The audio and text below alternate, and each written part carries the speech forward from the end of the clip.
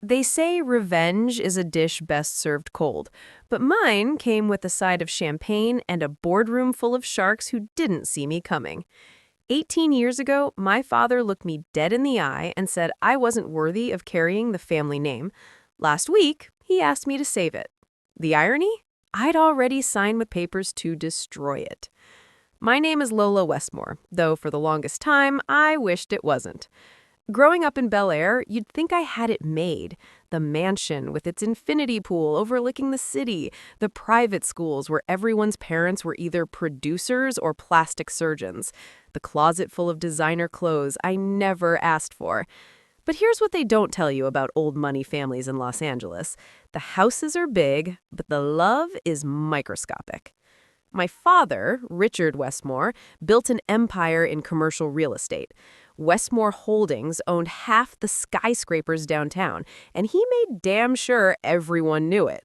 My mother, Victoria, was the perfect trophy wife, all Botox and charity galas, more concerned with her reflection than her daughters. And then there was Celeste, my older sister, the golden child who could do no wrong even when she was doing everything wrong. I was 17 when it happened, the night that split my life into before and after. We were at some ridiculous fundraiser at the Getty, the kind where people bid obscene amounts of money on ugly art just to feel important. I'd spent the evening nursing a sparkling water and watching my sister work the room like she owned it, which in a way, she did. Celeste was 23 then, fresh out of USC with a business degree she'd barely earned, already being groomed to take over the company. She had dad's dark hair and sharp jawline, mom's blue eyes, and that quality rich people call presence, but really just means they're used to people kissing their ass. I looked like the mailman, or so the joke went.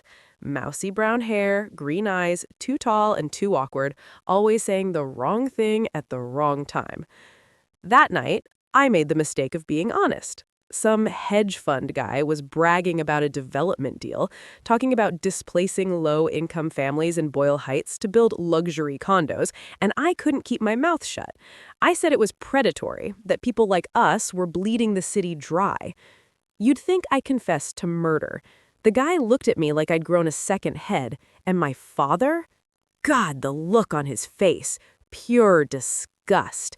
He grabbed my arm hard enough to bruise and dragged me into a private gallery, away from the crowd.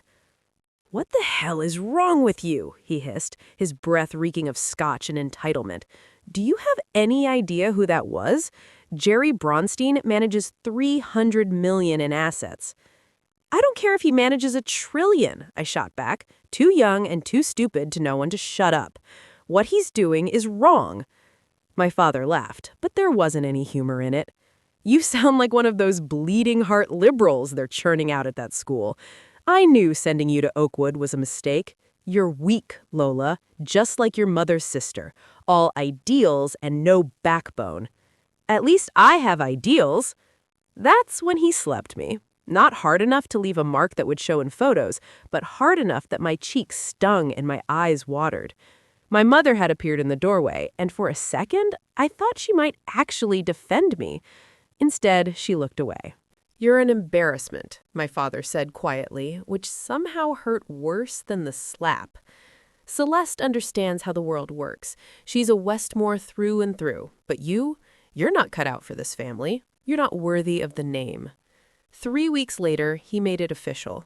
He called me into a study, all mahogany and leather and the smell of expensive cigars, and told me I could either fall in line or get out. I chose out. Or maybe he chose it for me. Either way, by my 18th birthday, I was on my own. He cut off my trust fund, stopped paying for school, made it clear that as far as the Westmore family was concerned, I no longer existed. Celeste got everything. The company, the inheritance, the approval I'd spent my whole life chasing and never caught. I left Los Angeles with $700, a used Honda Civic, and enough rage to fuel a nuclear reactor. I drove north, ended up in San Francisco, and started over. People always ask how I survived those first few years, and the truth is, barely. I worked 3 jobs, barista by day, bartender by night, tutoring rich kids on weekends. I slept on couches, in my car, once in a storage unit for 2 months when I couldn't make rent. But here's the thing about being cut off from everything you've ever known. It clarifies things real quick. I learned that I was smarter than I'd ever given myself credit for, that I could hustle, that being underestimated was actually an advantage. I put myself through San Francisco State, studying finance and business, the same subjects my sister had coasted through at a fancy university. I graduated summa cum laude while working 40 hours a week. I learned how to code on the side, picked up Mandarin because I figured it would be useful, networked like my life depended on it because it did. By 25, I'd landed a job at a mid-size venture capital firm. By 30, I'd made partner. By 33, I'd started my own private equity fund, Apex Capital, with backing from investors who liked that I was scrappy, that I understood both sides of the dollar sign. I specialized in distressed companies, the ones everyone else had written off. I'd come in, restructure them, flip them, make everyone rich in the process. I was good at it.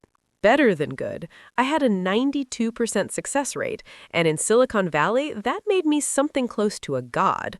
I bought a penthouse in Pacific Heights, drove a Tesla, wore Armani, became exactly what my father always wanted, except I did it without his name, without his money, without his approval.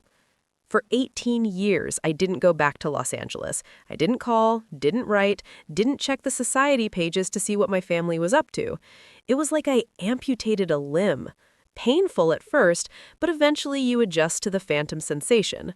I dated, had relationships that went nowhere because I never let anyone get too close. My therapist said I had abandonment issues, trust issues, daddy issues, basically a whole subscription box of trauma. But I was functional, successful, and if I woke up sometimes at 3 in the morning with my heart pounding and my father's voice in my head, well, that's what Ambien was for. Then, 6 months ago, I got a call from an old friend, Marcus Chen. We'd gone to high school together before he'd moved to New York to work in investment banking. He'd kept tabs on me over the years, and we'd grab drinks whenever he was on the West Coast. This time, though, his voice had an edge to it. "Lola, you sitting down?" he asked. "Should I be?" Westmore Holdings is hemorrhaging money. Word on the street is they're in serious trouble. I'd be lying if I said my heart didn't skip a beat. What kind of trouble? The kind where they might not survive the year. Your sister's been running it into the ground. Bad investments, worse management, and apparently she's got a gambling problem nobody wants to talk about. Your dad's trying to hold it together, but he's 78 now. Guy's losing his touch. I'd thanked Marcus, hung up, and stared at my phone for a long time. Then I started digging. It's amazing what you can find when you know where to look and have the resources to hire people who know where to look even better. Within 3 weeks, I had the full picture, and it was uglier than I'd imagined. Celeste had taken over as CEO 7 years ago, and in that time, she'd managed to squander nearly everything my father had built. She'd invested heavily in a luxury retail development in downtown LA right before the pandemic hit, watched it tank, then doubled down on similar projects instead of cutting losses. She'd alienated key partners, made enemies of people who could have helped, surrounded herself with yes men who told her what she wanted to hear instead of what she needed to know. But the real kicker? She'd been embezzling. Not huge amounts, nothing that would trigger immediate red flags, but steady withdrawals over years that added up to nearly $12 million. She'd been funneling money to offshore accounts, using shell companies to hide the trail. My investigators found evidence of gambling debts in Vegas, a secret apartment in Venice Beach where she entertained her latest boy toy, shopping sprees that would make Imelda Marcos blush. My father either didn't know or didn't want to know, too proud to admit his golden child was tarnished. Westmore Holdings was circling the drain and nobody outside the family knew yet. Their stock was privately held, their financials closely guarded. But cracks were showing. Creditors were getting nervous, partners were asking questions, and there were whispers of bankruptcy if something didn't change fast. That's when I made my move. I approached it like any other acquisition, cold and calculated. I set up a shell company, Sterling Development Group, buried my involvement behind layers of LLCs and offshore entities. I started buying up their debt, quietly approaching creditors who were worried about getting paid. I bought at a discount, sometimes 50 cents on the dollar, because everyone figured Westmore Holdings was going under anyway. Within 4 months, I owned 70% of their outstanding debt, which gave me leverage.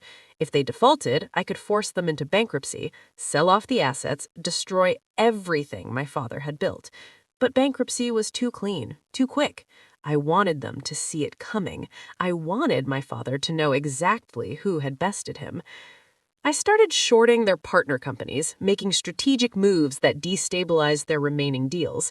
I leaked information to competitors, nothing illegal, just enough to give others an advantage. I watched from San Francisco as Westmore Holdings slowly collapsed, and I felt nothing.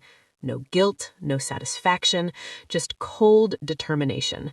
This was business, I told myself. This was justice. Then, 2 weeks ago, my phone rang. Unknown number, Los Angeles area code. I almost didn't answer. Lola? My mother's voice, older than I remembered, uncertain. It's Mom. I'd gripped the phone so hard my knuckles went white. I don't have a mother, I said, and started to hang up. Wait, please. Your father wants to see you. It's important. It's about the family. I laughed, and it came out harsh. I'm not family, remember? That was made pretty clear 18 years ago. Things have changed. Celeste, there have been problems. We need your help. The audacity of it, the sheer balls to call me after nearly 2 decades of silence and ask for help. I should have hung up. Instead, I said, I'll think about it, and disconnected. For 3 days, I thought about it. Or rather, I thought about what it would feel like to walk back into that house, to see them again, to have them need me after they'd thrown me away like garbage. The old Lola, the 17-year-old girl who'd been slapped and dismissed, wanted to tell them to screw off. But the new Lola, the one who'd built an empire from nothing, saw opportunity. I called my mother back. 1 dinner, I said. That's all. So last Tuesday, I drove down to Los Angeles for the first time in 18 years. The city had changed, more traffic, more homeless encampments, more stark contrast between the haves and have-nots. But Bel Air looked the same, all manicured lawns and high walls keeping the world at A. I pulled up to the Westmore estate in my Tesla, wearing a Valentino dress and Louboutins, my hair styled, my makeup perfect. I looked like I belonged there, which was exactly the point. My mother answered the door. She'd aged badly. All that Botox finally catching up with her, her face a stretched mask trying to hide 70 years of superficiality. Lola, she breathed, like she was surprised I'd actually shown up. You look successful. That's because I am, I said, walking past her into the foyer. The house smelled the same, furniture polish and old money and that particular brand of unhappiness that comes from having everything except what matters. Dinner was in the formal dining room, the one we'd used for holidays and important guests, never for actual family meals. My father sat at the head of the table, and Jesus, he'd gotten old. He was still imposing, still had that way of taking up space, but there were liver spots on his hands, a tremor in his fingers, a slackness around his jaw that spoke of strokes or mini-strokes, or just time finally catching up. Celeste was there too, and I had to work hard not to react. She looked like hell, too thin with dark circles under her eyes, her signature confidence replaced by something jittery and desperate. Lola, my father said, and his voice was rougher than I remembered.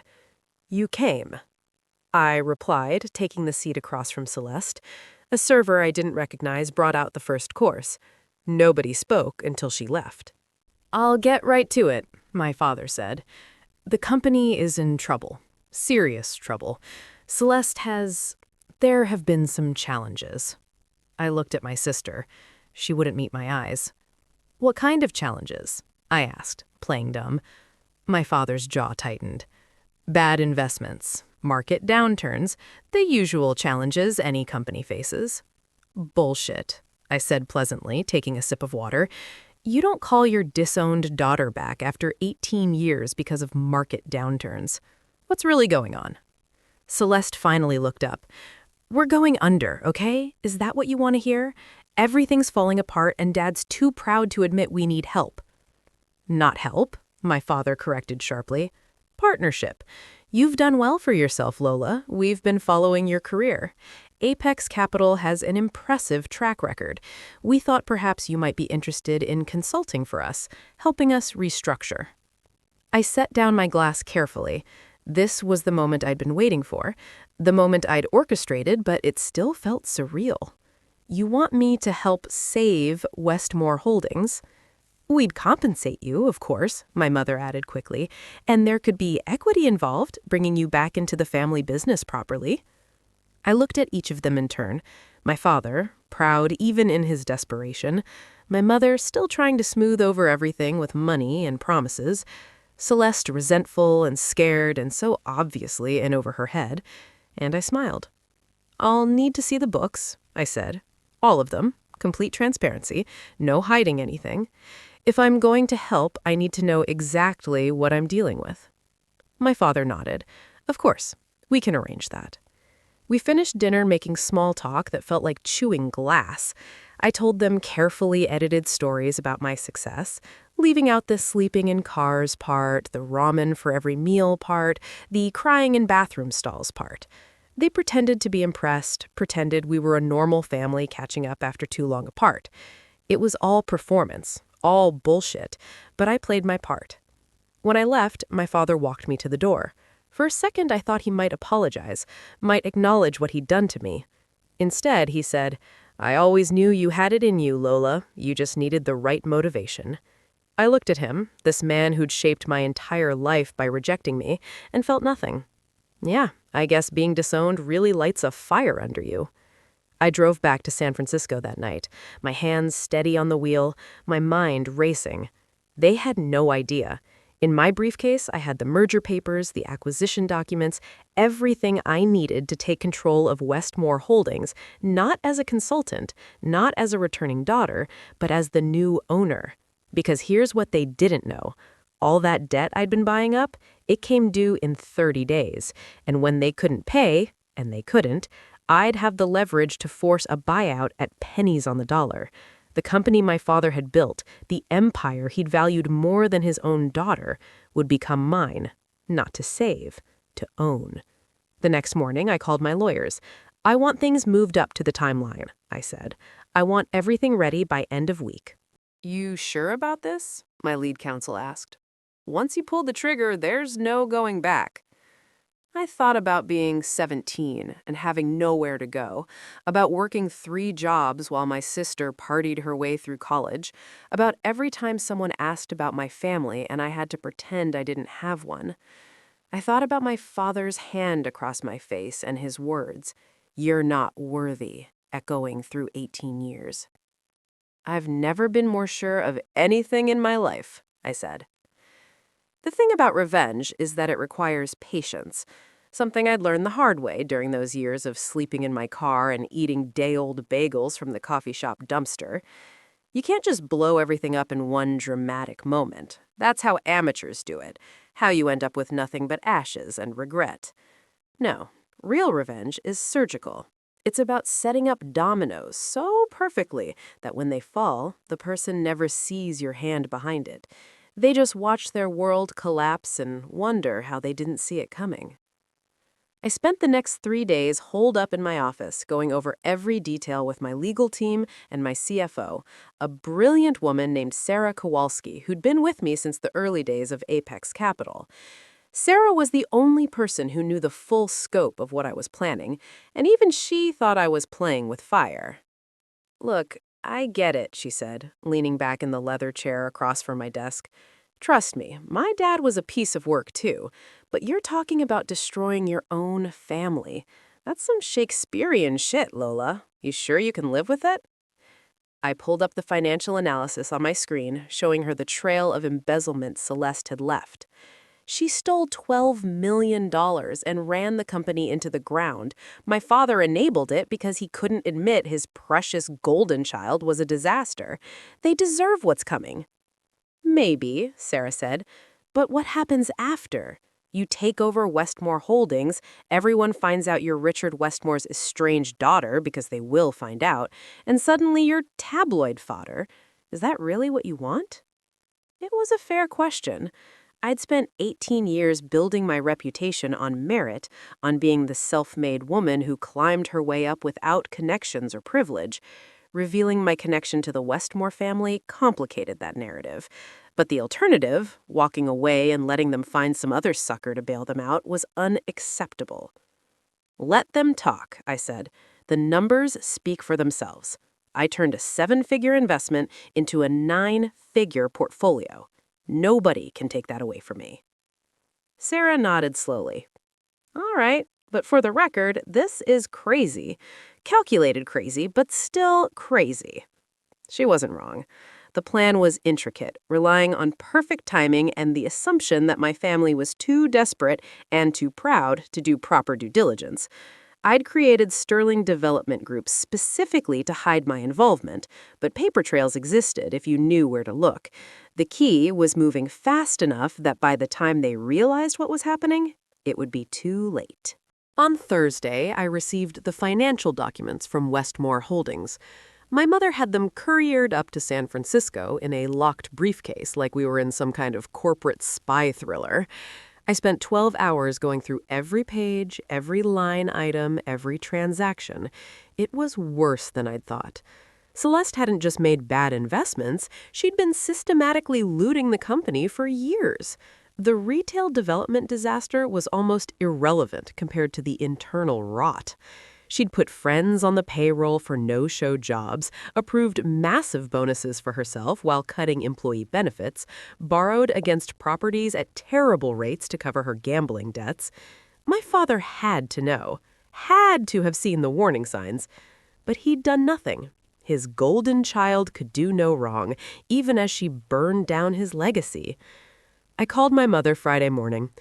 I've reviewed everything, I said. I think I can help, but it's going to require significant restructuring. I need to meet with your board of directors, your key investors, and I need Celeste to step down as CEO immediately. There was a long pause. Your father won't like that. Your father doesn't have a choice. Celeste is the problem. If she stays, the ship sinks. It's that simple. Another pause. I could hear muffled conversation in the background, my mother covering the phone to talk to someone, probably my father. Finally, she came back on the line.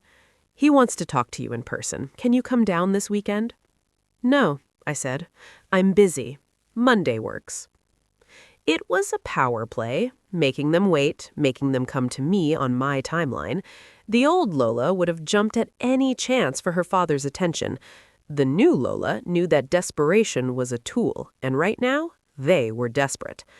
I spent the weekend in Napa with some friends, deliberately not thinking about the Westmore family drama, drinking expensive wine and pretending I was just another successful tech investor enjoying her money. But Sunday night, alone in my penthouse, I found myself digging through an old box in my closet, one I hadn't opened in years. It was full of stuff from before. Photos, report cards, a dried corsage from prom, a letter I'd written to my father after he'd kicked me out and never sent. I read it now, this artifact from my 18-year-old self, and barely recognized the girl who'd written it. Dear Dad, it started, I don't understand why you hate me so much. I know I'm not like Celeste, but I tried. I really tried to be what you wanted. Maybe I'm not smart enough or pretty enough or whatever enough, but I'm still your daughter. Doesn't that count for something? I'm scared. I don't know what to do or where to go.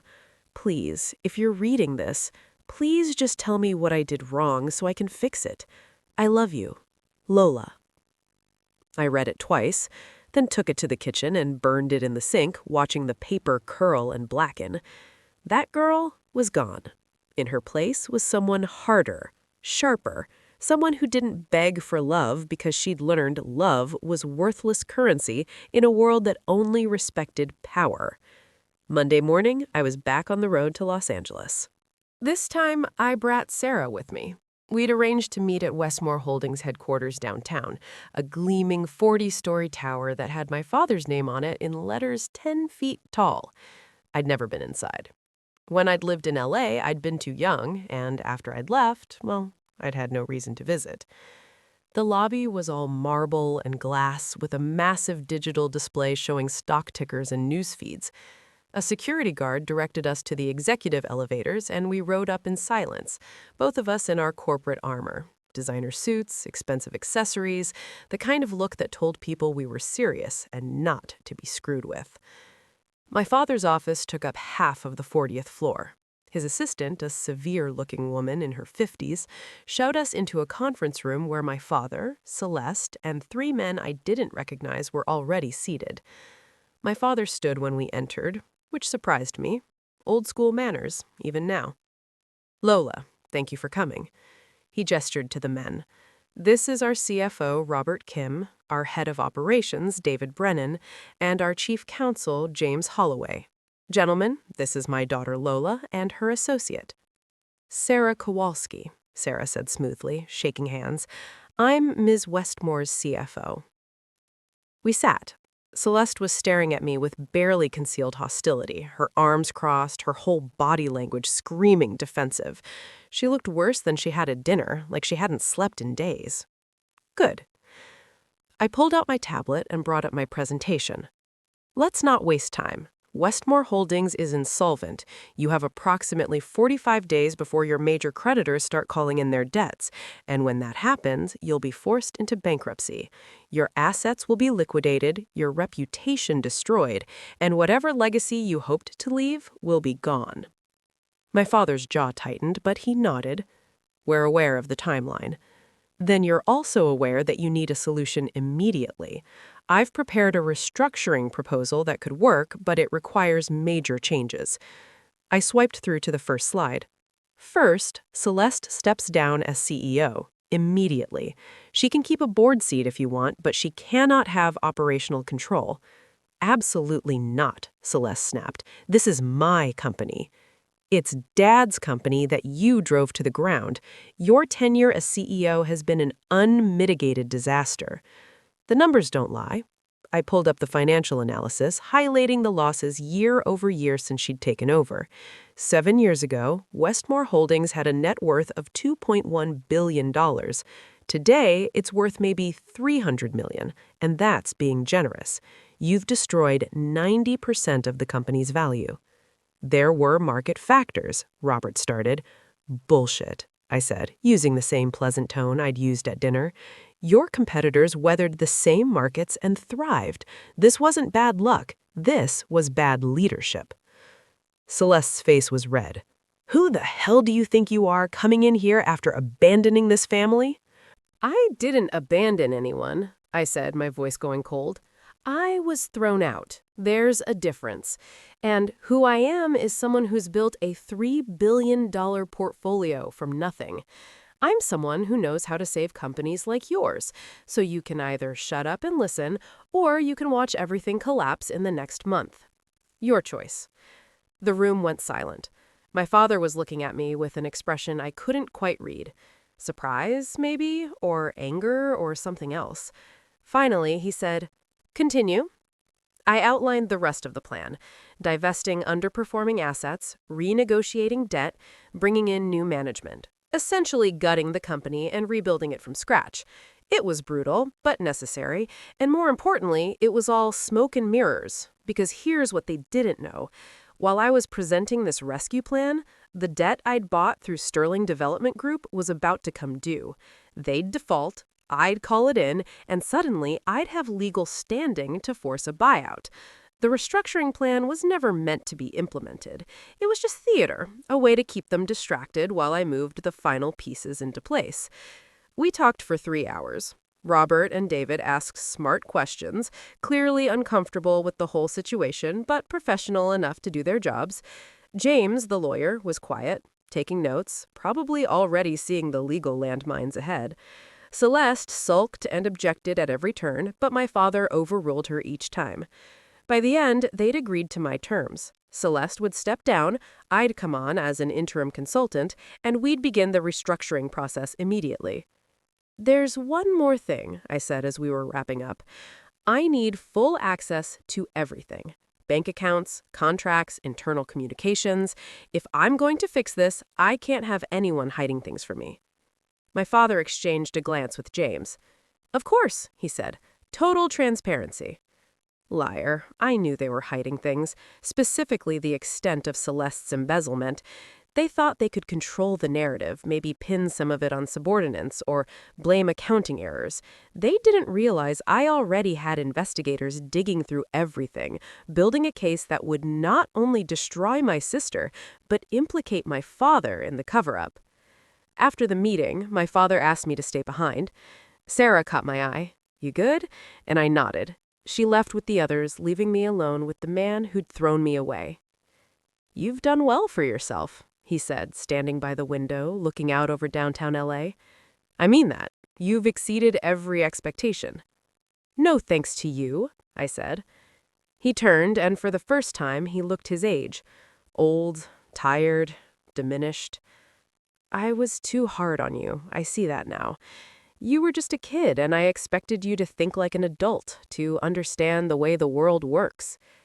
You expected me to have no morals, to be okay with hurting people for profit. I expected you to be practical. But maybe you were right.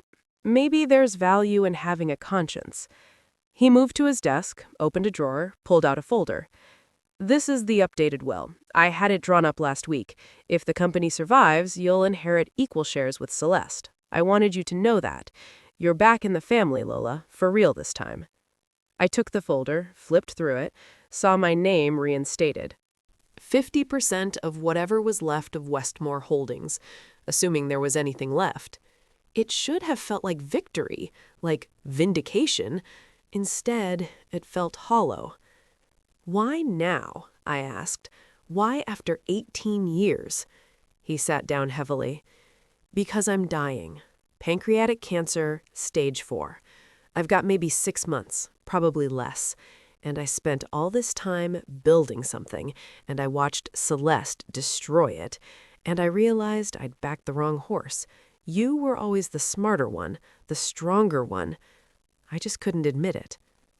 I stood there, holding this piece of paper that supposedly made me whole again, and felt nothing.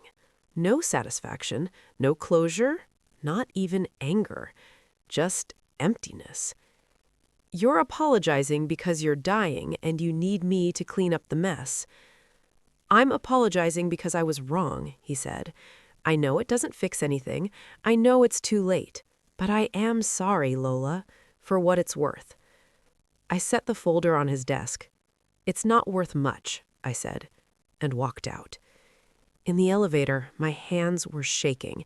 Sarah was waiting in the lobby, and she took one look at my face and didn't ask questions. We walked to a coffee shop 2 blocks away, ordered espressos we didn't drink, and sat in silence for 10 minutes. "He's dying," I finally said. "Pancreatic cancer. 6 months." "Shit," Sarah said. "Does that change anything?" Did it? I thought about the plan, about the satisfaction I'd imagined feeling when I revealed that I'd taken everything from them.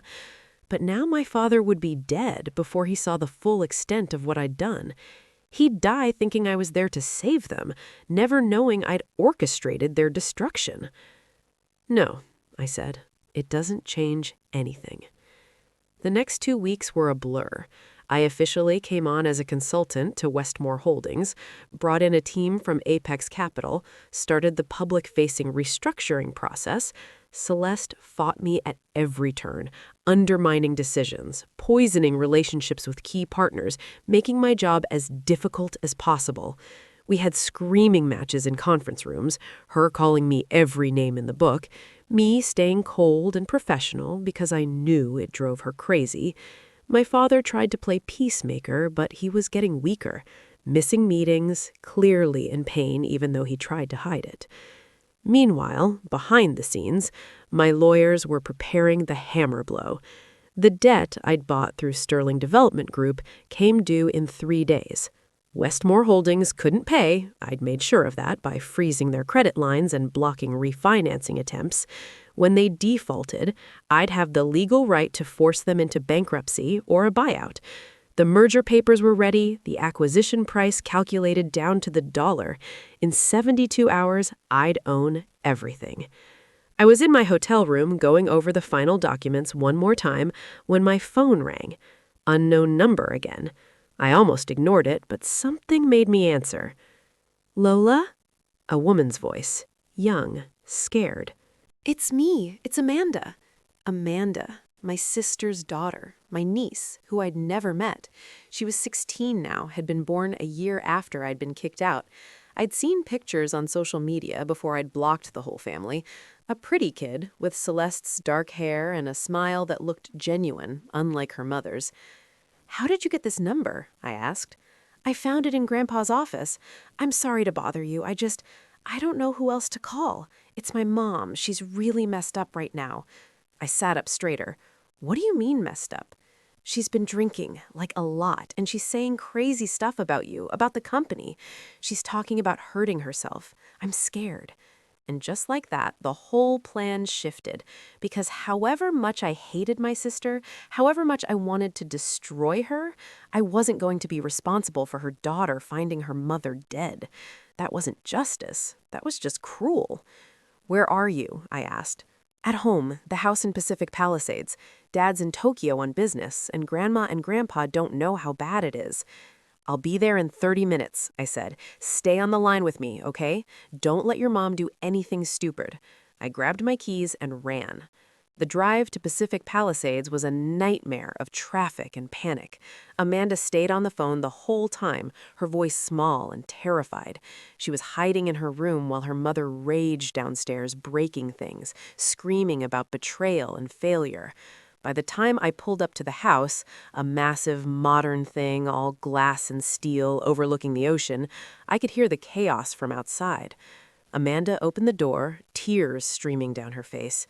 She looked so much like Celeste at that age, it was jarring. "She's in the kitchen," she whispered. I found my sister surrounded by broken glass and empty wine bottles, mascara running down her face, looking like a disaster movie. When she saw me, she laughed. High and bitter. "Of course," she said. "Of course you show up now.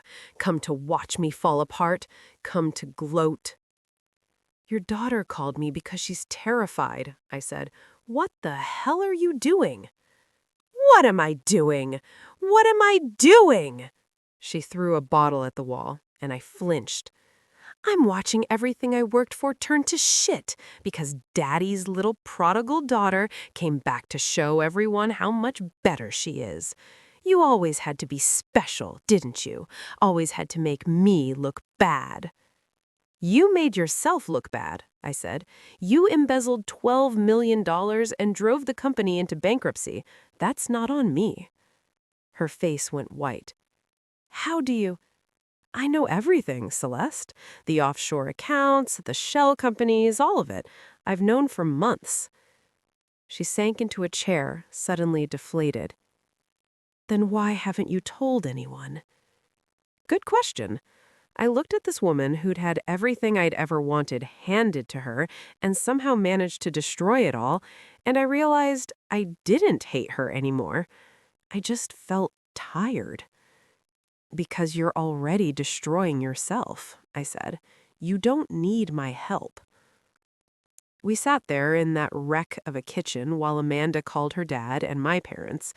I called Sarah and told her to put everything on hold. The debt would still come due, the plan would still work, but maybe there was a different ending here, one that didn't involve collateral damage. My father showed up first, looking gray and sick, but moving fast. He took in the scene, Celeste sobbing, me standing there, Amanda scared and shaking, and something in his face just broke. "I did this," he said quietly. "I enabled all of this because I couldn't admit I'd failed as a father." "Yeah, you did." He looked at me, really looked at me, and nodded. Tell me how to fix it. Not the company, the family. Tell me how to fix what I broke. And that's when I realized the revenge I'd planned, the elaborate destruction I'd orchestrated, it wasn't what I actually wanted. What I wanted was standing right here. My father admitting he'd been wrong, my sister's perfect facade shattered, the truth finally exposed. The rest was just salt in a wound that was already fatal.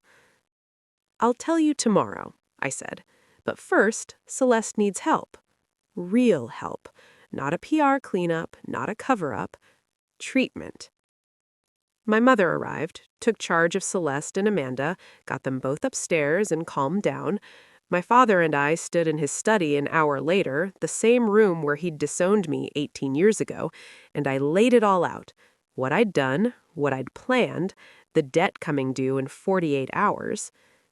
You were going to destroy everything, he said.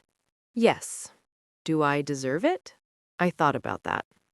Probably. But your granddaughter doesn't. Your employees don't. The hundreds of families that depend on Westmore Holdings don't. So maybe we find a different way. What way? I pulled out my phone, sent a message to my lawyers. I still take over the company. You still lose control. But instead of liquidating everything, I restructure for real this time. I clean house, fix what's broken, build something sustainable. Celeste goes to rehab and never comes near the business again. You retire, and I run it my way, which means no more predatory deals, no more bleeding the city dry. We do business ethically, or we don't do business at all. My father was quiet for a long time. Then, that's it? That's your revenge? No, I said. My revenge is that you'll have to live with knowing I was right all along, that everything you valued over me, the company, the prestige, the power, you'll watch me do it better than you ever did. You'll watch me be exactly what you said I couldn't be, and you'll know you almost destroyed the best thing you ever made. That's my revenge. He nodded slowly, tears in his eyes. I can live with that, he said. I deserve to live with that. The next morning, the merger went through, but not the way I'd originally planned. Instead of a hostile takeover, it became a voluntary transition. My father stepped down, Celeste entered a long-term treatment facility, and I became CEO of Westmore Holdings. The press called it a triumphant return, the prodigal daughter saving the family business. Only Sarah and I knew how close it had come to going the other way. 3 months later, I was settling into my new office, my father's old office, though I'd redecorated, when Amanda came to visit. She was doing better, seeing a therapist, starting to process everything that had happened.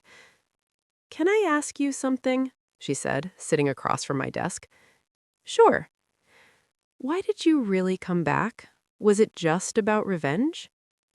I thought about lying, giving her some inspirational answer about family and forgiveness, but she deserved the truth. At first, yeah, it was all about revenge. I wanted to hurt them the way they hurt me. But then I realized that would have just made me like them, willing to destroy anything to get what I wanted. So I chose something harder. I chose to be better. She nodded, processing this. Now the problem's out in the open, and she's getting real help. That's something. And Grandpa? He's dying, I said gently. That part hasn't changed, but at least he's not dying with everything he built crumbling around him. At least he gets to see it survive. Amanda left, and I turned back to my computer, to the 100 decisions waiting for my attention. Running Westmore Holdings was harder than I'd expected, cleaning up decades of bad practices and toxic culture. But it felt right. It felt like justice, not revenge. That night, I had dinner with my father. We did this once a week now, these awkward meals where we tried to figure out how to be family after all this time. He was in a wheelchair now, the cancer spreading fast, but his mind was still sharp. "I've been thinking," he said over dessert, "about what you said, about doing business ethically. I never understood that before. I thought business was war, that you had to be ruthless to win. But watching you these past months, seeing how you've turned things around without burning bridges or destroying lives, I get it now. You can be strong without being cruel. You can win without making others lose. Yeah, I said, you can. I wish I'd understood that earlier. I wish I'd understood you earlier. Me too, I said, and meant it. They say you can't go home again, but I think what they really mean is you can't go home the same, and I wasn't the same.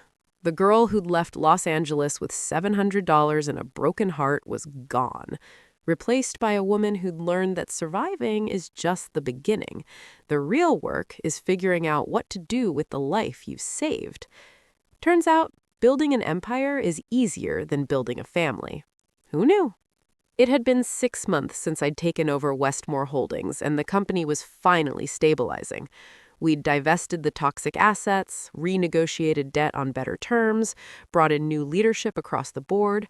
The stock price, we'd gone public as part of the restructuring, had climbed 30% in 3 months. Financial analysts were calling it a remarkable turnaround. I was on the cover of Forbes under the headline, "The Prodigal Daughter: How Lola Westmore Saved Her Family's Empire." The article tactfully glossed over the fact that I'd originally planned to destroy that empire, focusing instead on my rags to riches story and my vision for ethical business practices. It was all very inspirational, very Hollywood ending, except real life doesn't work like movies. My father died on a Tuesday in March, 6 weeks after they said he would. He lasted longer than expected, stubborn even in dying. I was with him at the end, sitting by his hospital bed in the house. He'd refused to die in a hospital, said it was undignified. My mother was there, and Celeste, who'd just gotten out of her 90-day treatment program looking healthier but fragile, like a vase that had been glued back together and might shatter if you looked at it wrong. "Lola," he whispered, his voice barely there. "Come here." I leaned close. His hand found mine, cold and papery. "I'm proud of you," he said. "Should have said it 18 years ago. Should have said it every day. But I'm saying it now. I'm proud of you, kiddo." "I know," I said, and squeezed his hand. "I forgive you, in case you were wondering." He smiled, just barely, and closed his eyes. He died 20 minutes later, my mother holding his other hand, Celeste crying quietly, and me dry-eyed because I'd cried all my tears for him years ago. What I felt now was something more complicated. Grief for what we'd lost, relief that his suffering was over, and a weird kind of gratitude that we'd gotten those last few months to try to fix things, even though we'd run out of time before we could really succeed. The funeral was massive, a who's who of Los Angeles business and society, everyone dressed in expensive black and saying the right things about what a visionary Richard Westmore had been. They weren't wrong. He had built something impressive, had seen opportunities others missed, had left his mark on the city's skyline. They also weren't entirely right, because he'd been ruthless and often cruel, had valued money over people, had screwed over plenty of folks on his way to the top. But death has a way of simplifying people, of sanding down the rough edges until they look like saints. I gave the eulogy because Celeste couldn't get through it and my mother asked me to. I stood up there looking at hundreds of faces I didn't know, people who'd never given a damn about me until I'd become successful, and told them the truth. My father and I had a complicated relationship. I started. For 18 years, we didn't speak. He cut me out of his life because I disagreed with his way of doing business, because I thought there should be limits to what we're willing to do for profit. I left with nothing, built my own success, and came back only when his world was falling apart. We spent the last months of his life trying to reconcile, trying to figure out if forgiveness was possible after so much time and hurt. I don't know if we succeeded, but I know he tried. At the end, he tried. And maybe that's all any of us can do. Keep trying until we run out of time. People actually cried. Even Celeste looked at me differently afterward, something like respect in her eyes. My mother hugged me, really hugged me, for the first time I could remember. "He loved you," she whispered. "He always did. He just didn't know how to show it." "I know," I said, even though I wasn't sure I believed it. Maybe love and cruelty could coexist. Maybe people were just that complicated. After the funeral, after the reception where I shook 1,000 hands and accepted countless condolences, I went back to my hotel. I still hadn't moved back to LA permanently, was splitting time between San Francisco and LA until I figured out what made sense. Amanda met me there, dressed in her funeral black, looking older than 16. "Can we talk?" she asked. We went up to my suite, ordered room service, and sat on the balcony overlooking the city. "I've been thinking," Amanda said, picking at her French fries, "about family and loyalty and all that crap. My mom's in treatment, my grandpa's dead, my grandma's a mess, and you're the only one who seems to have it together. But you're also the one who was kicked out. It doesn't make sense." "Life rarely does," I said. "No, I mean, why are you helping us after everything they did to you? Why didn't you just let it all burn?" It was a fair question, one I'd been asking myself. "I thought about it," I admitted. "I planned it. I had all the pieces in place to destroy everything. But then I realized that would have just made me like them, willing to hurt anyone to get what I wanted. And I spent 18 years proving I was better than that. I wasn't about to throw it away for revenge." "But you deserve revenge," Amanda said fiercely. "They treated you like garbage." "Maybe, but revenge is like drinking poison and waiting for the other person to die. It just makes you sick. Justice, though, that's different. Justice is about making things right, about fixing what's broken. And yeah, maybe I'm doing that for myself as much as for anyone else. Maybe I need to prove I can build something better than what came before, but at least it's constructive instead of destructive." Amanda thought about this. "My mom says you're better than her. She says Grandpa should have left you everything instead of splitting it." I looked at her. "What do you think?"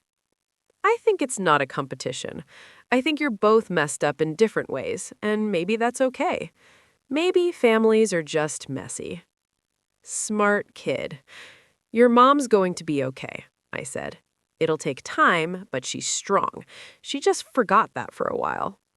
"Are you going to stay in LA? Keep running the company?"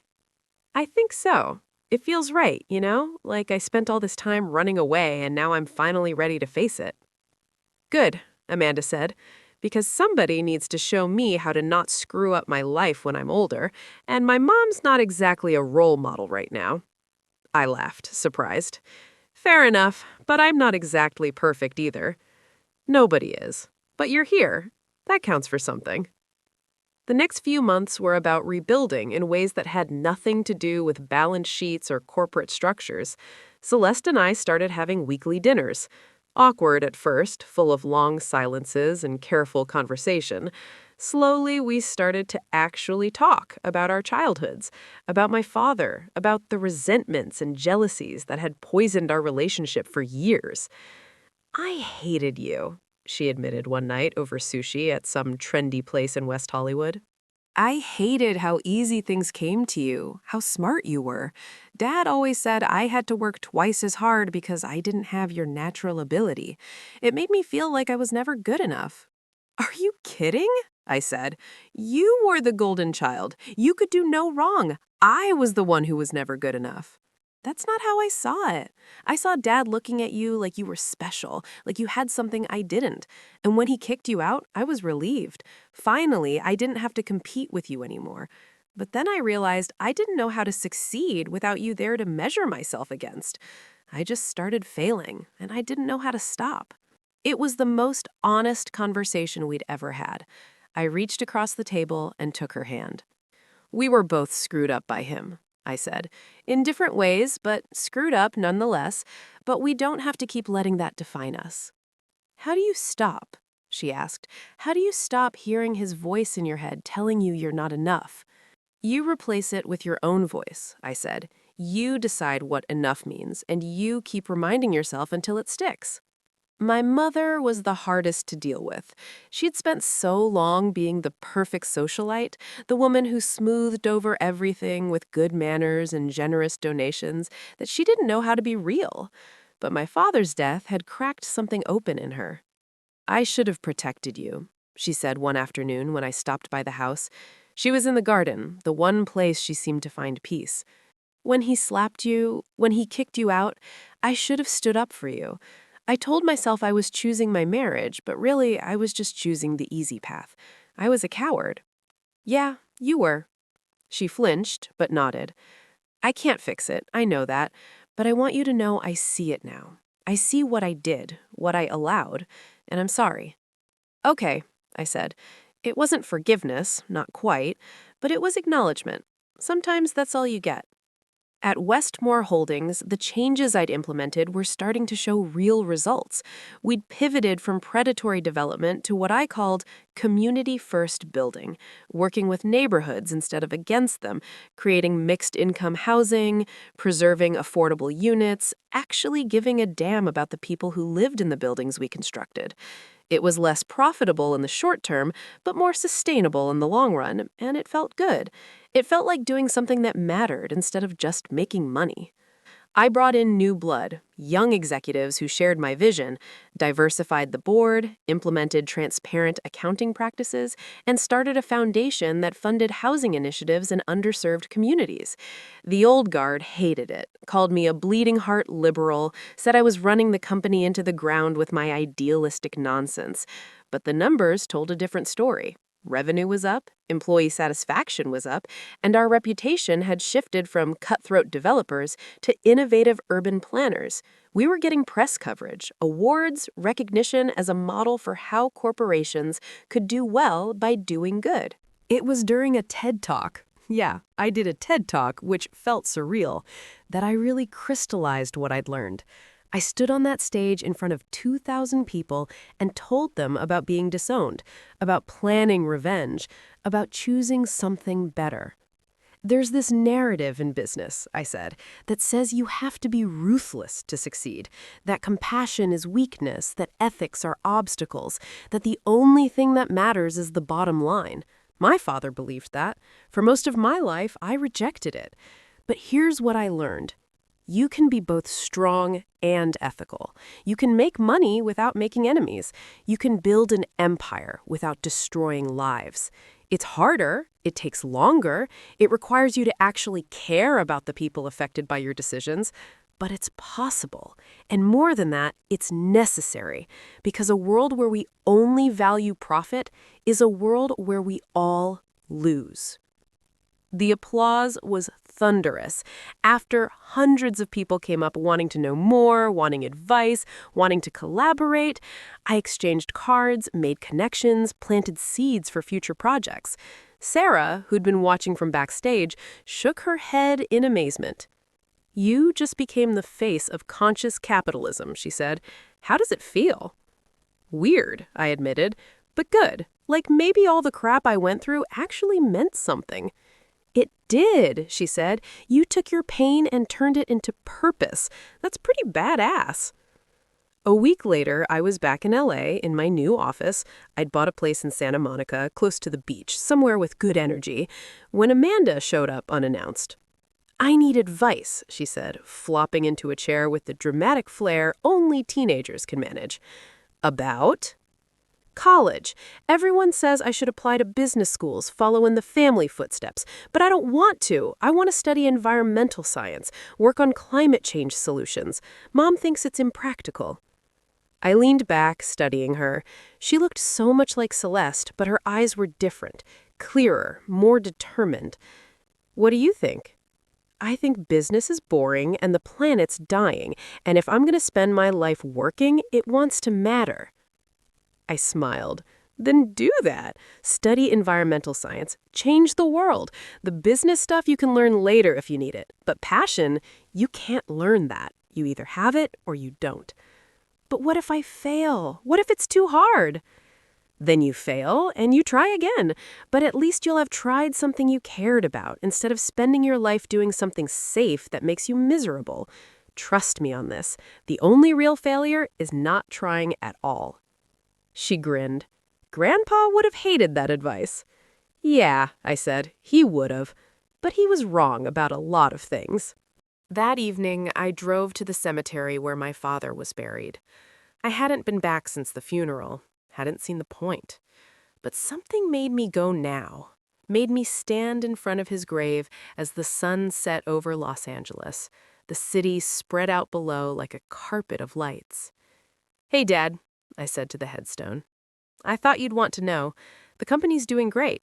Better than it ever did under you, if I'm being honest. We're making money, but we're also making a difference. We're building things people need, creating opportunities for folks who never had them before. It's what I always wanted to do. What you told me was impossible. Turns out it's not. I forgave you, before you died. I told you I did, and I meant it. But forgiveness doesn't mean forgetting. It doesn't mean what you did was okay. It just means I'm not going to let it define me anymore. I'm not going to spend my life being the girl you rejected. I'm going to be the woman I chose to become, the one who took every obstacle you threw at me and used it as building blocks for something better. You wanted me to be like you, ruthless, ambitious, willing to do whatever it took to win. But I'm not like you. I'm better than you. And I think at the end, you knew that. I think that's why you apologized. Not because you were sorry for who you were, but because you were sorry for not recognizing who I was sooner. So this is me saying goodbye for real. Thank you for the lessons, even the painful ones. Thank you for kicking me out, because it made me strong. Thank you for letting me back in, because it made me compassionate. And thank you for dying slowly enough that we got to make peace. A lot of people don't get that chance. I stood there for a long time, watching the sun disappear and the stars come out. Then I went home. 6 months later, Westmore Holdings announced its most ambitious project yet, a billion-dollar mixed-use development in downtown LA that would include affordable housing, green space, community centers, and commercial space reserved for local small businesses. It was the kind of project that would take 10 years to complete, the kind that required thinking beyond quarterly profits to long-term impact. The board was nervous, it was risky, complicated, would tie up capital for years, but I sold them on the vision, on the idea that we could create something that would outlast all of us, that would change the city for the better. At the groundbreaking ceremony, I stood with a golden shovel and a hard hat, surrounded by community leaders and city officials and press. Celeste was there, working as a project consultant. She'd completed treatment, was rebuilding her life slowly, carefully. My mother was there, looking proud. Amanda was there with her friends, already talking about interning with the sustainability team next summer. This is what second chances look like. Not just for me, not just for Westmore Holdings, but for everyone who's been told they don't matter, that their neighborhood isn't worth investing in, that profit is more important than people. This project is proof that we can do better, that we should do better, and that when we do, everyone wins. The applause was real, not just polite. People cheered, cameras flashed, and as I broke ground on this new beginning, I thought about the girl who'd left LA with nothing, the woman who'd come back with everything, and the person I was becoming. Someone who understood that real power isn't about destroying your enemies, it's about transforming them into allies. It's about taking broken things and making them whole. It's about choosing every single day to be better than you were yesterday. That night, Sarah and I went out to celebrate. We hit some dive bar in Echo Park, nothing fancy, just good music and strong drinks, and the kind of atmosphere where you could actually hear yourself think. "You did it," she said, clinking her beer against mine. "You saved the company, saved your family, and didn't lose yourself in the process. That's pretty remarkable." "I don't know about saved," I said. "More like gave everyone a fighting chance to save themselves. The company's stable, but it's a constant work in progress. Celeste's sober, but recovery's a lifelong thing. My mom's trying, but old habits die hard. And me, I'm still figuring out who I am beyond the anger and the ambition." That's what life is, Sarah said. A constant work in progress. Nobody's ever done, Lola.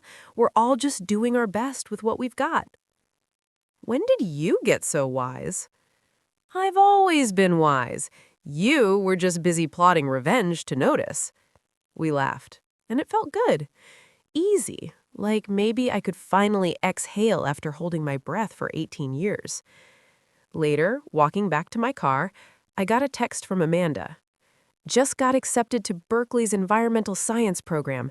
Thank you for believing in me. I texted back, I'm proud of you. Your mom is too. Her response, I know, she told me. She also said you're the best thing that ever happened to this family. Just thought you should know.